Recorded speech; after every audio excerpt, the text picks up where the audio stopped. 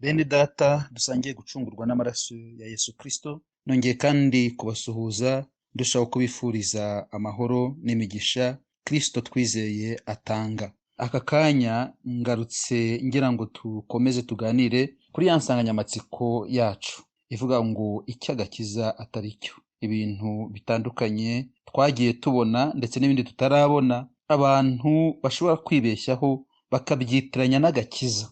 Ubushize rero ubwo twari kumwe twaganiriye ku bijyanye n'imyambaro, aho twibazaga niba mu by'ukuri imyambarire umuntu runaka afite yamuhesha agakiza cyangwa ntikamuheshe.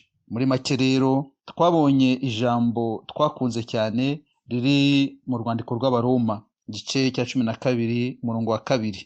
No muri iki kiganiro tugiye kugira iri jambo turaza kuryifashisha cyane, rivuga ngo kandi ntimwishushanye n'ab'iki gihe, ahubwo muhinduke rwose mugize imitima mishya, kugira ngo murusheho kumenya neza ibyo Imana ishaka, ari byo byiza bishimwa kandi bitunganye rwose. Bene data, twabonye ko imyambarire ntaho ihuriye n'agakiza, kuko agakiza ni imbere mu mutima. Ijambo ry'Imana twasomye nanone ryatubwiye muri Petero wa mbere ibice 3 ku murongo wa 3 kugeza ku wa 4, yatubwiye ko umurimbo wacu udakwiye kuba uw'inyuma, ahubwo ukwiye kuba umurimbo w'imbere mu mutima. Birumvikana iyo mu mutima hahindutse n'inyuma harahinduka. Iyo umutima wacu urimo ikintu gifatika, mu yandi magambo mu mutima wacu twimitsemo Kristo akatubera umwami n'umukiza w'ubugingo bwacu, ahindura n'ibiri inyuma. Uyu munsi rero turaganira ku bijyanye n'ibyo kurya cyangwa ibyo kunywa. Ikibazo twibajije kiravuga ngo se ibyo umuntu arya cyangwa anywa bihuriye he n'agakiza? Gakiza k'umuntu gaturuka mu byo arya cyangwa anywa. Bene data, uko tugenda tuganira nifuza ko mwajya mutanga comment tukaganira kuri ibi bintu bikaba deba. Ese koko mu by'ukuri kuba umuntu arya ibintu runaka, kuba umuntu anywa ibintu runaka, cyangwa se atabinywa cyangwa se atabirya, byamuhesha ijuru cyangwa bikamwimisha ijuru? Reka dusome ijambo ry'Imana dusanga itangira igice cya mbere umurongo 29 kugeza kuri 30. Havuga ngo kandi Imana irababwira iti, dore mbahaye ibimera byose byera imbuto muri mu isi yose, n'igiti cyose gifite imbuto zirimo utubuto twacyo bizabe ibyo kurya byanyu, kandi inyamaswa yose yo mu isi n'inyoni n'ibisiga byo mu kirere n'ikintu cyose gikururuka ku isi gifite ubugingo mbahaye ibimera bibisi byose ngo bibe ibyo kurya byanyu. Imana idufashe. Aha ni mu itangiriro ry'ibintu byose. Imana imaze kurema umuntu yamweretse ibigomba kumutunga. Ngira ngo ni nabyo yabanje kurema mbere, kuko ugiye mu itangiriro mu gice cya mbere aho dusanga isi yari iruhu busa, nibwo Imana yatangiye kurema, ariko irimo irategura ikiremwa cy'ingenzi cyajyaga kuza nyuma, ari cyo muntu. Yabanje rero gutegura irema ibizamutunga, irema ibyatsi byo mu gasozi, ibimera bitandukanye, irema inyamaswa zo mu nyanja ndetse n'inyamaswa zo ku musozi. Ahangaha dusomye ijambo ry'Imana ryavuze ngo kandi Imana irababwira iti, yabwiraga umuntu, dore mbahaye ibimera byose bibabera ibyo kurya. Mu yandi magambo, iby'Imana yaremye byose, inyamaswa, ibimera, yabiduhaye kugira ngo bidutunge, bidubere ibyo kurya. Ariko nukomeza gusoma cyane cyane mu bitabo by'amategeko, urasanga hari ibyo Bibiliya yemera byaribwa n'ibitaribwa. Nitugera mu mategeko, iyo dusomye mu Balewi, igitabo cy'Abalewi ibice 11, turahasanga urutonde rw'amategeko agenga ibijyanye n'ibyo kurya byemewe n'ibyo kurya bitemewe, ibyo kurya bihumanya n'ibyo kurya bidahumanya. Aha rero bishatse kuvuga iki? Ubundi Imana mwirema umuntu n'ibidi ku isi byose, tageti byari byo kugira ngo bitunge abantu babirye, nk'uko ijambo ry'Imana ryabivuze. Ariko mu byaremwe harimo ibishobora guhumanya abantu. Ibi ngira ngo turabizi. Hari inyamaswa warya bugacya wapfuye, hariho ikinyobwa wanywa bugacya wataye ubwenge byarangiye, hariho icyatsi warya, murabizi, hari icyatsi warya bugacya ubumuntu bwakurangiye mutakiri umuntu. Mu byaremwe byose rero harimo ibishobora guhumanya umuntu, kugira bikamuhumanya bikamwangiza. Harimo ibyubaka umubiri, harimo n'ibishobora gukomeza umubiri. nk'uko tubizi mu byo kurya. Rero ahangaha tugaruke ntituza kubona umwanya wo gusoma cya gitabo cy'Abalewi, ariko uze gusoma ibice 11 cyose kiradetaya, kirakora detaye ibigomba y'ibiribwa byanduza n'ibitanduza. Bavugamo byinshi, bavugamo ingurube, bavugamo inkwavu, bavugamo uduca, bavugamo uko amoko yabyo ari, mu byo mu nyanja bavugamo byinshi. Ntabwo ngira ngo tubitindeho cyane, ariko icyo ngira ngo tumenye ni uko ibyo bintu bihari. Reka rero turebe impamvu Imana yabwiye Mose biriya bitabo 5, Itangiriro, Kuva, Kubara, Abalewi no Guteka kwa kabiri, ni ibitabo by'amategeko, ni nako byitwa. Harimo amategeko menshi cyane. Dukunze kuvuga amategeko 10 tukayibandaho cyane, ariko buriya ariya amategeko 10 azinze amategeko menshi cyane dusanga muri detaye ya biriya bitabo. Abahanga bavuga ko arenga 610 n'imisago. Ariko twibukiranye Yesu we amaze kugera mu isi, hari icyo yavuze ku bijyanye n'ariya mategeko. Abafarisayo, abanyamategeko barayimubajije, arababwira ati ayo mategeko yose azingiye mu kintu kimwe gusa cyitwa urukundo. Urukundo dukunda Imana n'urukundo dukunda bene data. Aya mategeko Yesu yazingiye mu bijyanye n'urukundo, urukundo dukunda Imana ndetse n'urukundo dukunda bene data. Ngaruke gato cyane kuri ibi bijyanye n'amategeko. Niki cyatumye Imana mu mategeko benshi cyane yatanze ishyiramo n'iri tegeko rijyanye n'ibyo bagomba kurya n'ibyo batagomba kurya? Twibukiranye ubushize tuvuga ku bijyanye n'imyambarire, twavuze ko biriya by'imyambarire bigendana n'igihe n'ahantu, icyo twise settings. Ibi nabyo by'imirire by'abantu bakwiye kurya n'ibyo badakwiye kurya, nabyo nujya kubireba neza biragendana na situation abantu barimo, bigendane n'ahantu. Iki gihe cya Mose cyari igihe gikomeye cy'urugendo rwo mu butayu. Abisirayeli bava mu Misiri bajya i Kanani mu gihugu cy'amasezerano. Mu butayu murabyumva uko urugendo rwa rumeze. D'abord bari impunzi, barimo bahunga, kandi inzira bacagamo yari igoye. Ubutayu bashoboraga kwangirikiramo, bashobora guhura n'ibibazo byinshi, bisiritu ku bijyanye n'ibyo barya. Murabizi ahantu ababaye mu nkambi, murabizi mu nkambi ikintu cya mbere kihaba ni umwanda, bityo bigatuma abantu bagira ibibazo bikomeye bijyanye n'indwara zifitanye isano n'umwanda. Mu nkambi indwara za macinya, indwara za kolera, indwara z'inzoka, kubera ubuzima barimo n'ibyo barya. Imana rero ni Imana y'urukundo. Ubundi muri iki gihe cy'urugendo rw'Abayisirayeli, Imana yari ibabereye byose. Imana yarebaga ibijyanye na politiki. Iyo bateguraga intambara, ni Imana yo biteguraga Mose, mugende mubikore gutya, muve muri Egiputa mw'ubu buryo. Ibibazo bijyanye na politiki ni Imana. Ibijyanye na ekonomi yabo, finance ni Imana. Mwibukiye mu butayu niyo yabwiraga Mose ngo bikore gutya, akabikora, bakarya, kubita ku rutare, agakubita amazi akaza. Ibijyanye n'ibibatunga ni Imana. Ibijyanye n'ubuzima bwo social, culturel, byose byabaga biri coordonné n'Imana. Niyo yabapangiraga kira kitu. Tuze rero kuri iki gihe n'ibyo kurya twayishyira mu rwego buri social, bikaba na culturel, mu muco wanyu, mu mibereho yanyu, bitewe n'ubuzima murimo, bitewe n'ukuntu umeze. Ibi ngibi ntimukabirye kuko birabahumanya. Ibi byabahumanya. Niyo Imana yagaragaje urutonde rwabyo. Rero nuvanga Imana itwitaho mu buryo bwose, uburyo buri economique, sociale, byose Imana itwitaho. Rero ku Bayisirayeli byari umwihariko kuko nta n'umwami bari bafite nibura ngo akurikirane ibijyanye na politike, ibijyanye n'umuco. Ntawe bari bafite ushinzwe finance.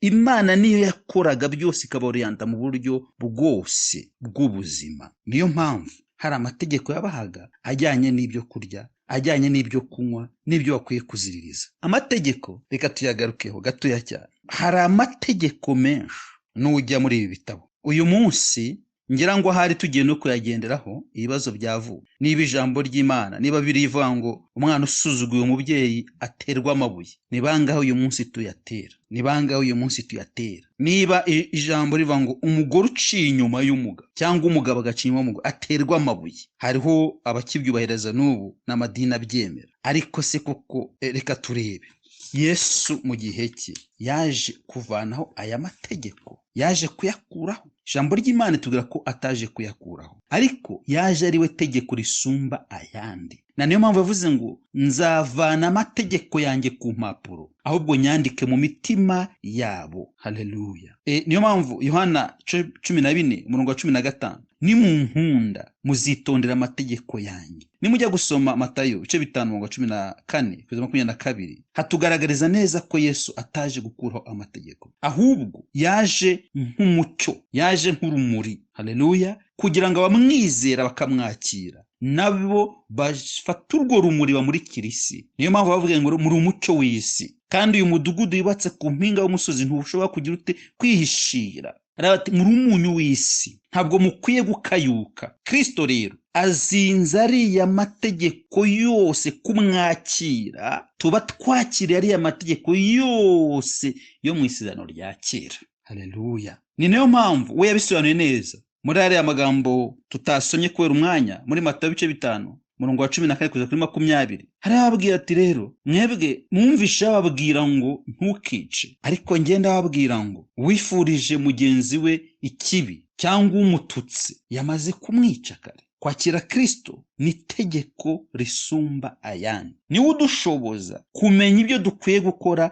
n'ibyo dukwiye kureka. Haleluya. Nk'umwami n'umukiza w'ubugingo bwacu, nk'uko Imana yayoboraga Abayisiraheli muri aspe zose z'ubuzima, natwe dukwiye kwakira Kristo kugira ngo atuyobore muri aspe zose z'ubuzima ducamo. Bityo nitumwakira azatwereka icyo dukwiye gukora, azatwereka icyo dukwiye kurya n'icyo tudakwiye kurya gishobora guhumanya umubiri wacu, azatwereka icyo dukwiye kunywa n'icyo tudakwiye kunywa. Tugarutse hano ku bijyanye n'ibinyobwa, kenshi abantu bakunze kugaruka ku binyobwa bisindisha, ariko burya si n'ibisindisha gusa, ahubwo ikintu cyose wanywa cyangwa warya kigashobora guhindura imitekerereze yawe, kigahindura imikorere yawe. Wariye ibiryo byinshi bikagutera inzoka, bikagutera kugira imigwi mibi, bikagutera kwirirwa nabyo ubwabyo ni ikibazo. Muri Petero wa mbere 5:8, ariko mbere yuko tujya aho ngaho reka turebe nanone icyo Imana ivuga ku bijyanye n'ibyo kunywa by'umwihariko cyane ko ngibi bisindisha. Iyo usomye isezerano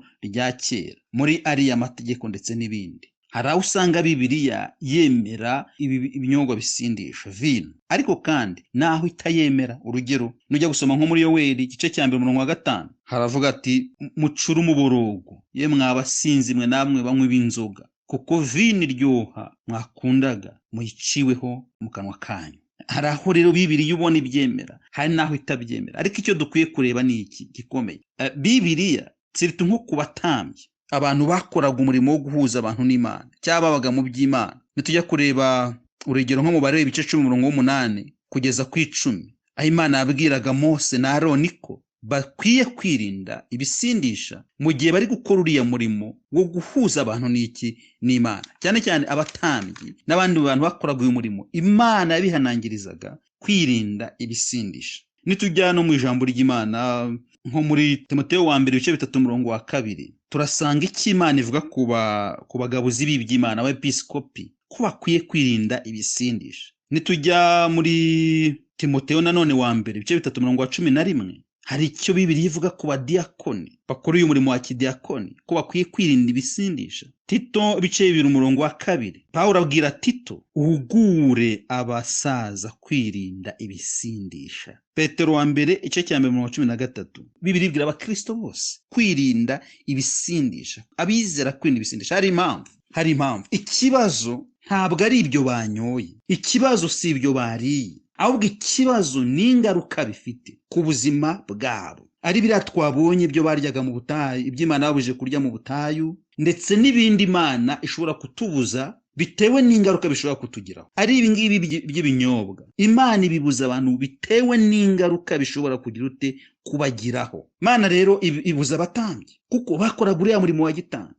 Ibinyobwa bisembuye hari aho bigera bikajyana ubwenge n'ibitekerezo by'umuntu. Niyo mpamvu Bibiliya bigarukaho ikagaragaza ko atari byiza, ikagaragaza ko ari bibi, ikagaragaza ko dukwiye kubyirinda. Imana no mu isezerano rya kera yibuzaga abatambyi, ariko uyu munsi reka turebe mu gihe cya Kristo muri iyi generasiyo ya Kristo, ubu twese turi abatambyi ba Yesu. Ubu twese turajyana inkuru nziza y'agakiza ka Yesu Kristo. Ubu twese turajuwa yarore, kuko wa mwenda rukingirije hera waratabutse kugira ngo twese twinjireyo. Niba tuhinjira turajuwa yarore y'ubutambyi, kuko noneho twigeraho tugahura n'Imana. Niyo mpamvu ibyo ngibyo Imana yabuzaga dukwiye kubyirinda, kugira ngo bitatwangiza, bigatuma tutagirana relationship, tutagirana ubumwe n'Imana yacu. Ntabwo waba wasinze ngo ujyane ubumwe n'Imana. Ikibazo si ibyo wanyoye, ikibazo si ibyo wari, ahubwo ikibazo ibyo ngibyo wanyoye se biraza gutuma ugirana ubusabane n'Imana. Naho ikibazo kiri. Niba rero turi abatambyi, tukaba turi abatambyi b'ubwami bwa Kristo uri muri twebwe, dukwiye kwirinda ikintu icyo ari cyo cyose cyatuma tubonekwaho n'umugayo muri ibintu by'Imana. Haleluya. Bene data, turi ku ijambo riva rero, ese ibyo tunywa, ibyo turya bifitanye isano n'agakiza? Munyemerere mvuge ko agakiza nyirizina n'ibyo kurya n'ibyo kunywa ntaho bihuriye. Jya kumva umuntu aragiye, ugiye kubwiriza ngo umuntu ubutumwa bwiza, cyo kumubwira Kristo, ugiye kumubwira iby'agakiza. Izo nzoga zawe, ngibyo bintu urya, umuntu urya bitatu inzara uzarimbuka. Hoya, ubutumwa wabujyanye nabi. Ntabwo ikibazo ari ibyo arya, ntabwo ikibazo ari ibyo anywa, ahubwo ikibazo ni Kristo utari mu bugingo. Ni nawe dukwiye gutwara. Haleluya. Ntabwo ikibazo ari ibyo kurya, ntabwo ikibazo ari ibyo kunywa, ahubwo ikibazo ni Kristo utari mu bugingo. Kristo namara kwinjiramo, nk'uko Imana yayoboraga Abisirayeli ikavuga tumva mu mategeko mubishyiremo, ntimukabikoreho, kugira ngo bitazabangiza bikangiza na kominote yose. Bwoko bwanjye bukarangira aha mu butayu, ntimukabikoreho. Ibahabwaga aya mabwiriza kuko Imana yabaga iri muri bo, bagenda nayo ibayobora. Uyu munsi Kristo ari muri twebwe, araduha amabwiriza, araduha ibyo tugomba. Niyo mpamvu ijambo ry'Imana yavuze, none amategeko yanjye ntabwo nzaba nyanditse ku mpapuro, ahubwo nzayandika ku mitima yabo. Iryo tegeko ni Kristo. Kristo niwe uri muri twebwe, niwe utuyobora gukora iki no kutagikora. Mbabwire, uyu Kristo tuvuga dukwiye kumwakira akaba mu bugingo bwacu. Ni byiza amategeko kuyitwararika n'ibindi, ariko igihe cyose uzayitwararika Kristo atari muri we ntacyo bizaba bimaze, kuko n'abafarisayo niko bari bameze. Bari n'indyarya zigendera ku mategeko gusa, ariko badafite Kristo muri bo. Niyo mpamvu babambye Kristo. Uyu munsi turasabwa kwakira Kristo muri twebwe mu bugingo bwacu. Hari abantu benshi cyane bafite ibyo birinze kurya. N'uyu munsi hari inyisho ziri kuza ngo inyama, ngo amata, bakamire hasi. Iyo myumvire ni imyumvire iteye ubwoba. Uwo muntu ubyumva gutya akajya kubikora, ejo bazamubwira ibindi nabyo abikore. Ariko Kristo najya muri twebwe, niwe uzatuyobora neza icyo gukora nuko dukwiye kwitwara. Mbabwire ikintu gikomeye muri iyi minsi. Muri kumvaho abantu bari gusezeranya abantu babana bahuje ibitsina, umugabo n'umugabo, umugore ku mugore, bahuje ibitsina. Hamwe mu madini ari kubyemera. Nitugendera ku mpapuro bene data, tuzayoba. Impapuro abazanditse bashobora kuzihindura, n'ibyanditswe by'Imana bashobora kubihindura, kubera ko ari impapuro bashobora kwandika na wino bagasiba bakagira ute. Ariko itegeko riri ku mutima ari ryo Kristo ntirisibwa, rihoraho iteka ryose. Haleluya, haleluya. Ejo abantu bazicara bakine n'amategeko, bakine n'ibintu, bavuga ngo noneho aba bana bahuje ibitsina nta kibazo, kandi ubu byatangiye kuvugwa. Uzajya kubona ubone mu nsengero zacu bamwe bari kuvuga ati rwose n'ubundi ni ukuri byari amategeko, ariko byagaragaye ko nyine Imana yabyemeye. Oya, kuba byemewe n'abantu ntabwo bivuze ko Imana yabyemeye. Ariko Kristo najya muri wakakubwira ngo gusambana ni icyaha, amarari ni icyaha, kwitwara gutya sibyo, kubera Kristo ukuyobora. Niyo abantu babivuguruza bakavuga ko byemewe, Kristo ukuyobora ugendana nawe ntabwo azakwemerera ubijyamo. Izina ry'Imana rihabwa icyubahiro. Bene data, nta yindi ntego igamijwe kuri ibi ngibi, ni ukugira ngo tumenye neza agakiza icyo ari cyo. Agakiza ntabwo gashingiye ku mpapuro, agakiza ntabwo gashingiye ku mategeko y'ibyo tubwirwa n'ibyo tunasoma, ahubwo agakiza gashingiye kuri Kristo uri muri twe. Kandi uwo Kristo ikiza ntabwo yaje gukura amategeko uko twabibonye, ahubwo yaje kuyasohoza. Haleluya. Amategeko n'ibyahanuwe byose biri muri we. Nitugendera muri we akatuyobora, nta gushidikanya uru rugendo tuzarurangiza amahoro. Nitugendera muri we akayobora ubugingo bwacu, akayobora intambwe zacu, nta gushidikanya uru rugendo tuzarusoza amahoro, kuko Yesu niwe tegeko risumba yandi. Ahubwo nayo boroheje wagerageza kugaragaza ukuntu tukwiye kwitwararika. Mwumvishe bababwira ngo ntugasambane, ariko ngende bababwira ngo urebye umugore wundi akamwifuza amaze gusambana nawe. Ibyo nibyo Kristo yavuze. Kristo we arinjira agaperisevera. Mbabwire, Kristo nitumwakira mu bugingo bwacu, nta kibazo tuzajyana n'amategeko, nta kibazo tuzajyana n'imyumvire yindi y'abantu, ahubwo Kristo niwe uzaba tuyoboye. Haleluya! Kristo numwakira akaba mu bugingo bwawe, ntazakwemerera gusinda, ntazakwemerera kwifata uko utari, ntazakwemerera ibyo byose. Ndagira ngo muri aya masaha bene data dusoreze ahangaha, ariko twibukiranye ko ibijyanye n'ibyo kurya, kumva umuntu ngo we wariye ingurube urarimbutse, we ntabwo ikibazo ari ingurube. Mpamvu Imana yabujije Abisirayeli kandi koko biriya biribwa byose Imana yabuzaga, iyo ugiye no kubira mu buzima busanzwe hari icyo byakangizaho mu mubiri. N'ubundi Imana idusaba kwirinda. Nubona rwose izo ngurube kuzirya byakwangiza, bikaba byagutera amamibe n'ibindi, none urabirira iki niyo ubona bishobora kwangiza se? Imana yo yabayoboraga kuko batari bafite undi muyobozi. Ntabwo bafite ababayobora mu rwego rwa politike, rwa sociale, rwa economique. Imana yafataga byose, igafata ibya religieux, igafata politike, igafata sociale, igafata economique, byose ikabaha amategeko agomba kubayobora. Ariko uyu munsi reka tureke na biriya bya Bibiliya, hari amategeko, hari ibintu bituyobora bigenda bitugaragariza ibisi byo, ntabwo ari byiza kubirya, ibisi byiza kubinywa. Memu na leta ari byigaragaza, ibi ntabwo ari leta igica ziriya nzoga zica abantu. Ayo ni amategeko ari sociale, ariko mu rwego rwa politike. Kubera ko dufite ubuyobozi, tugomba kureba ese ubuyobozi butubwira iki, ese amategeko atubwira iki, ese ariko nanone hejuru ya byose Kristo uri muri twebwe ari kutubwira iki. Menyemere ndangiriza ahangaha, ndabashimiye. Imana ikomeze kubaha umugisha. Murakoze.